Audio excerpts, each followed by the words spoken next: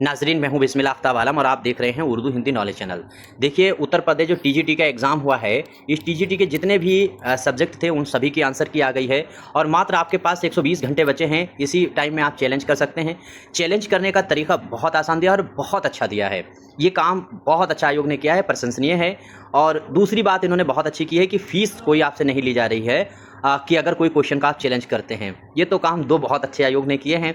हालांकि एलटी वालों की तरह इस तरह की नहीं आंसर की दी है कि आपको निशान लगा लगा कर दे दिया जाए।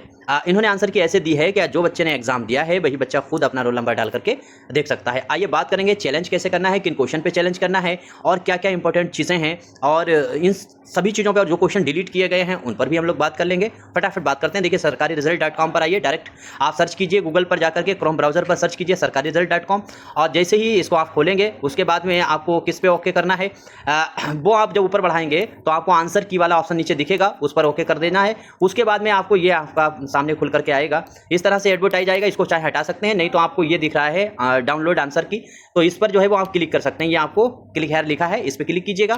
क्लिक करने के बाद में आपको क्या सामने इस तरह का पेज खुलकर आएगा, जिसमें आपको यहाँ पर रोल नंबर और साथ साथ में अपनी डेट ऑफ बर्थ डाल करके सबमिट करना होगा।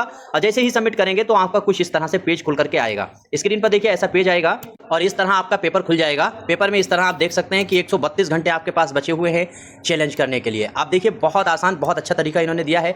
ये क्वेश्चन आपको देखिए मैच कैसे करना है। ये बच्चा बहुत, हमारे पास अभी 2-3 फ़ोन आ चुके हैं।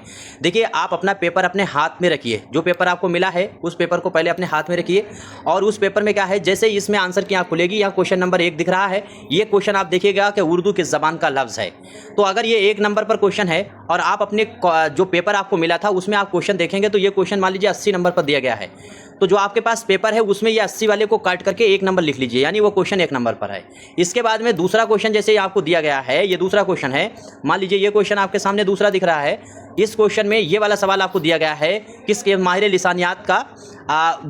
माहिर लिसानियात ने जो है वो ब्रज भाषा से उर्दू निकलने का नजरिया माना हुआ है।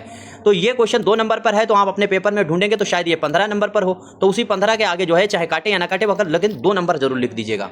और फिर उसके बाद में आपको एक चीज़ और बहुत गौर करने की ज़रूरत है, वो ये है कि जैसे ये क्वेश्चन है और इसमें आज़ाद जो है वो ठीक है, ये है आज़ाद, तो आज़ाद वाला आंसर, आज़ाद का नजरिया है, इन्होंने आज़ाद को सही माना है।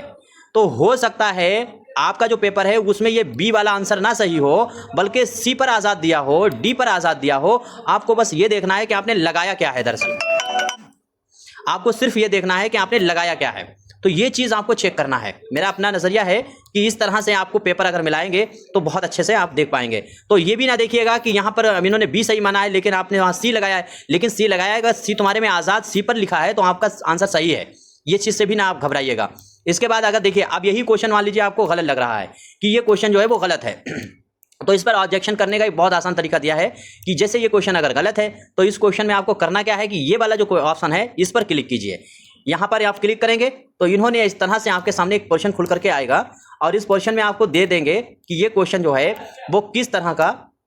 यहाँ पर अगर आप देखेंगे तो जैसे आपने ये ओके कर दिया, इसके बाद अगर आप देखेंगे तो इस तरह से आपके सामने ऑप्शन खुलेगा, इस पर आप क्लिक कीजिएगा। तो यहाँ पर आप जैसे क्लिक करेंगे तो इस तरह से ऑप्शन आपके सामने दिखेंगे और इन ऑप्शन में आपको पता चल जाएगा कि जो गलत ऑप्शन आपको दिया गया तो वो लगा दीजिए। इनमें से कोई अगर सही नहीं है तो ये एक से ज़्यादा अगर अधिक विकल्प सही है तो इसको टिक कर दीजिए, या दिया गया आंसर गलत है तो इसको टिक कीजिए, या जो इसमें नीचे दिया गया है ऑप्शन वो सही ही नहीं है या अन्य कोई होगा, मतलब अदरवाइज है जो यहाँ आंसर ही नहीं दिया गया है, तो उस क्वेश्चन को आप क्लिक कीजिए। और ऐसे हम आपको करके दिखाते हैं। मान लीजिए इसको हम क्लिक कर देते हैं, इन्होंने ये चूज़ कर लिया।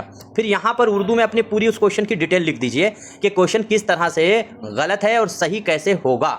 इतना करने के बाद में आप क्या करेंगे, इतना करने के बाद में आप यहाँ से ये चूज़ फाइल पर ओके करेंगे। यहाँ से कैमरा ऑन हो जाएगा, यहीं से आप गैलरी में पहुँच जाएंगे और गैलरी में पहुँच जाने के बाद में आप जो है देखो ओके करके दिखाते हैं। यहाँ पर से आप ओके करेंगे तो इस तरह से आप सीधे सीधे डायरेक्ट जो है वो कैमरा ऑन हो जाएगा और गैलरी जो है उसमें आप पहुँच जाएंगे।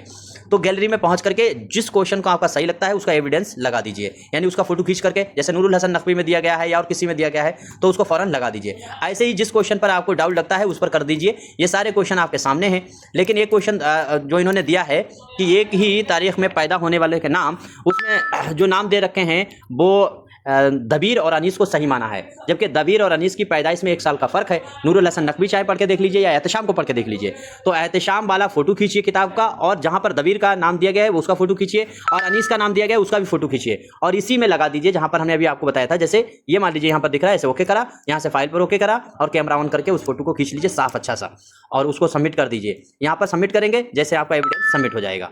तो इस तरह से आप देख सकते हैं आपका काम हो जाएगा। उम्मीद करता हूँ बात समझ में आ गई होगी। इसके बावजूद भी अगर कोई आपकी समस्या है, कोई भी अगर प्रॉब्लम है, तो आप मुझे जो है वो कॉन्टैक्ट कर सकते हैं, बात कर सकते हैं, और हम कोशिश करेंगे कि आपकी समस्या का समाधान कर दिया जाए।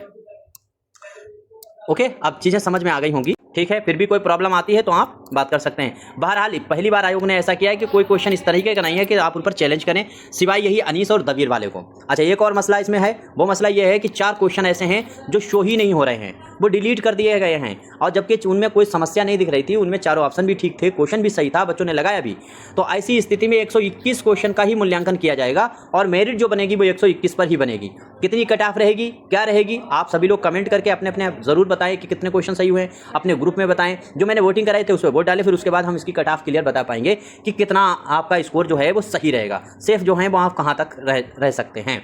बाकी और कोई इसमें इतनी बड़ी समस्या है नहीं। बाकी जो आंसर गलत दिए हैं बहुत से पेपरों में दे देते हैं, वैसा इन्होंने नहीं किया है। आज जैसे यही क्वेश्चन देखिए डिलीट दिखा रहा है, यहाँ पे 99 नंबर क्वेश्चन ही नहीं दिख रहा है कि कौन सा क्वेश्चन है, और इसके बाद में सीधे 100 वाला क्वेश्चन ये दिख रहा है। और बहुत अच्छी बात तो ये है कि इसमें ऐसा कोई क्वेश्चन नहीं था, मतलब मैंने काउंट किया है तो 3 क्वेश्चन ऐसे थे जिसको मैंने नहीं पढ़ाया, वो भी तीनों 2 शेर हैं और 1 क्वेश्चन मुहावरा है। बाकी मैंने 3 साल में जितना गहरा टीजीटी का पढ़ाया था उससे ये बहुत हल्का आया है, बहुत ही हल्का पेपर पूछा गया है।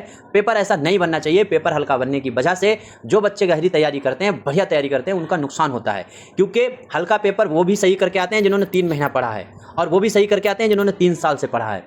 लेकिन जब पेपर टफ होता है तो टफ में जो 3 महीने से पढ़ रहा था उससे पेपर नहीं सही होता है, पेपर वो बंदा सही करके आता है जो 3 साल से पढ़ रहा है। तो थोड़ा नुकसान तो होता है आसान पेपर पूछने का, और उर्दू में ही सबसे आसान पेपर पूछा गया है। बाकी सारे सब्जेक्ट हैं, किसी की 100 के आसपास मेरिट नहीं पहुंच पा रही है, लेकिन ये तो 100 प्लस मेरिट जानी ही जानी है। कितनी जाएगी एग्जैक्ट तो हम लोग बाद में बात करेंगे।